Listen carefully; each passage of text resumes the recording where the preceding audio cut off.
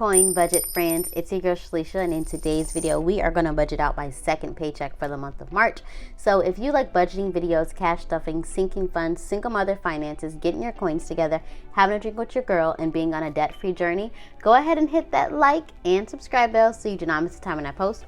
If this is your first time seeing my video, hey, thank you so much for clicking on it. If you are a returning subscriber or a new subscriber, hey, thank you so much for coming on back. So guys, we are going to go ahead and we are going to budget out my second paycheck. So you guys know that I do use the calendar method. So with the calendar method, I do write down all of my bills and when they are due. So I start with my bills from the day that I get paid. So my next paycheck is going to be on the 11th of March. And then so I will pay all of my bills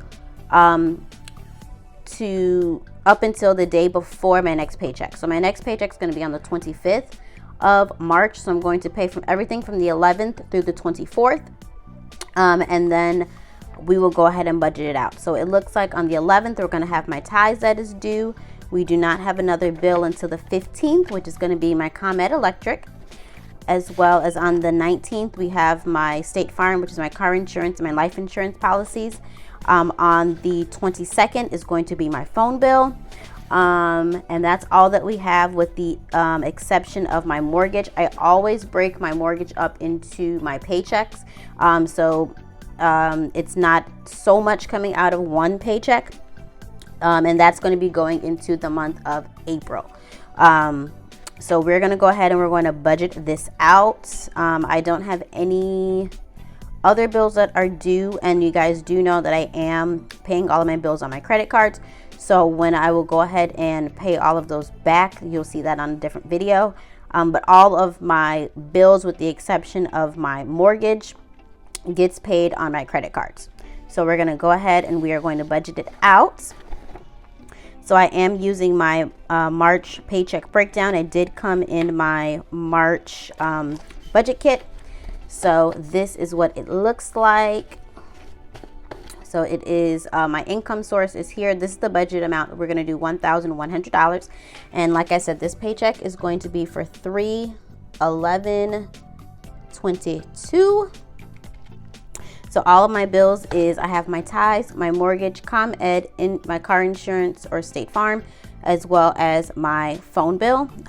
For debt, I do not have any debts. So I'm going to go ahead and cross that right on out. And then for savings, I'm going to do my savings challenge. And then also sinking funds, if there's anything left. And I'm trying to think, do I have anything? 3 to 6 months. Okay, so we're going to go ahead and we are going to budget this out. So we're going to pull out Miss Handy Dandy Golden and we are going to see what the coinage is. I want to make sure y'all can see this. All right. But guys, you know what I'm about to say. How are y'all today? How is the fam? How are the kids?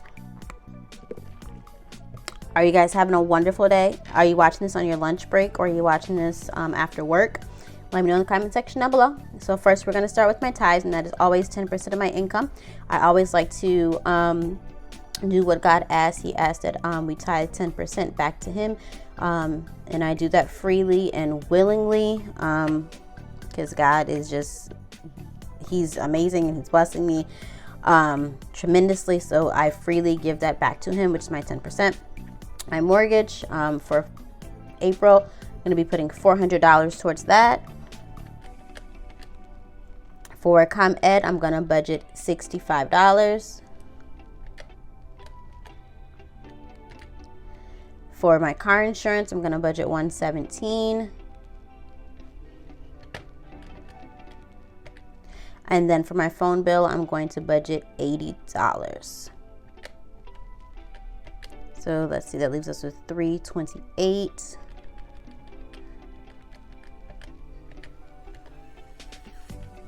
All right, so rollover is going to be $328 that we have. So our bills come up to be $772.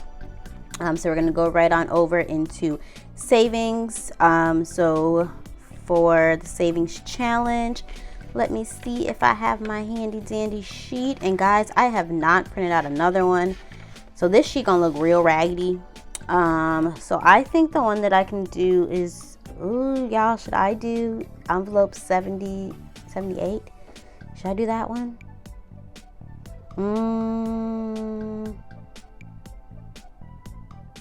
Maybe not yet. Okay, let's do envelope. Let's do envelope 11, which is 33. So that's what we're gonna do. Envelope 11. So we're gonna just budget here for $33. So we have 328 minus 33. So this is with $295. So we are going to put, oh y'all, I forgot my cash envelopes. What am I doing? All right, so we're just gonna put cash envelopes here. And for my cash envelopes, usually I put about $100 to $125 in there. So I think I'm gonna do 120 into my cash envelopes, and then for my sinking funds, I'm going to put 170, and for my 3 to 6 months of living expenses is going to be $5. So that's going to zero out my budget. So for here, we're going to do 33 plus the 170 plus the 33 plus the 170 plus the $5. Okay, so that gives us a total of 208 plus the cash envelopes. So that is going to zero out my budget. So I give every dollar a name. I give every dollar a home. I don't want any dollars that are floating out. Even if I'm putting it in my buffer for my checking account, it is still giving it a home. So whether it's going to my bills, cash envelope, sinking funds, I am being wise with the financial resources that I have been given. If you guys do not know the reason that I have no debt, that is because I did pay off my car loan with my tax returns.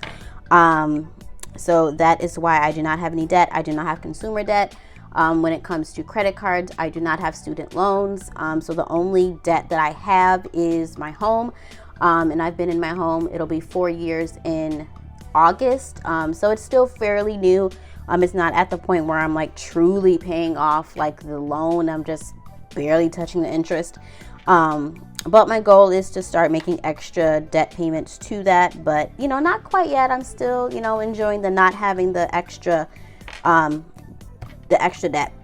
But if you guys are on a debt journey, I do have a tracker that is in my Etsy shop, and it is a legal separation with the intent for divorce debt tracker. So it kind of reminds me, you know, we are divorcing debt. We're getting rid of debt. We no longer want to be in debt. Like we no longer want to be in a relationship. So the petitioner is, it's not you, it's me. The defendant's going to be whatever debt that you are trying to tackle. The reason for separation is irreconcilable differences.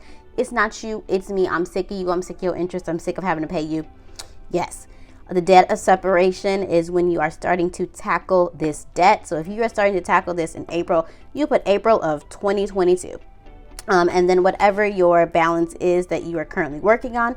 And then here you will just list out all of your debt payments, whether it is a scheduled payment, like it is your regular monthly payment that you have to pay. And then if you are making any additional payments, as well as this is where your new balance would be.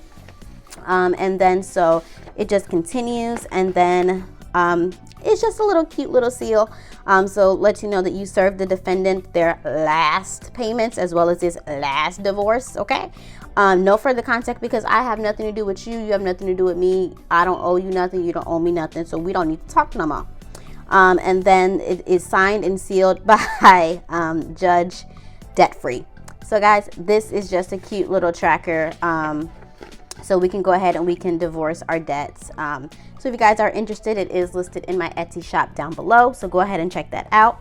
As well as if you are trying to build up your savings or your 3 to 6 months of living expenses, or even your emergency fund, I do also have the 3 to 6 months of living expenses in my Etsy shop. So you will list out all of the bills that you have. Guys, I actually have to redo this because stuff has changed.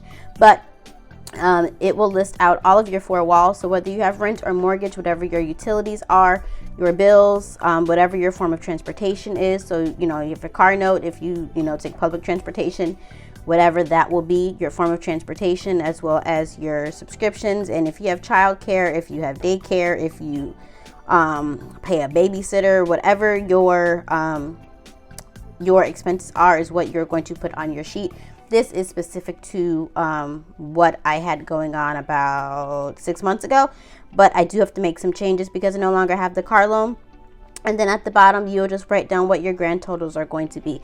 Mine, I did type up because it just made it a little easier for me, but yours will be blank, and you can do whatever you like to benefit your home. So you will total up these amounts for 1 month, 3 months, and 6 months, and you'll just slowly start putting a little bit of money towards it so you at least have an end goal.